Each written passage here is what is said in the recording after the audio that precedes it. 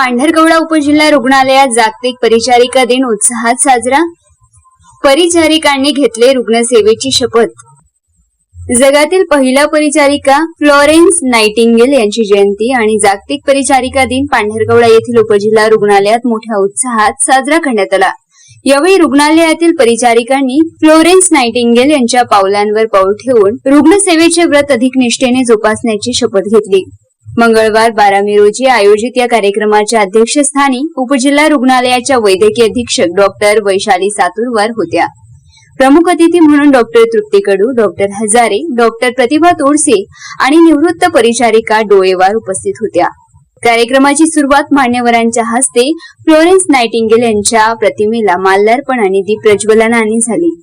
त्यानंतर सर्व परिचारिकांनी एकत्र येत केक कापून एकमेकींना परिचारिका दिनाच्या शुभेच्छा दिल्या. परिचारिकांच्या सेवेचे महत्त्व अधोरेखित करत मान्यवरांनी त्यांच्या कामाचे कौतुक केले. या कार्यक्रमाचे संचालन सहाय्यक अधिसेविका चंद्रकला कातोरे यांनी केले. कार्यक्रम यशस्वी करण्यासाठी परिसेविका नंदा मंडलवार, अर्चना तोडेकर आणि पार्वती मेश्राम यांच्यासह रुग्णालयातील इतर कर्मचाऱ्यांनी विशेष परिश्रम घेतले. या कार्यक्रमाला उपजिल्हा रुग्णालयातील परिचारिका आणि कर्मचारी मोठ्या संख्येने उपस्थित होते. मारेगाव वार्ता, वजित कुरेशी, पांढरकवडा, यवतमाळ.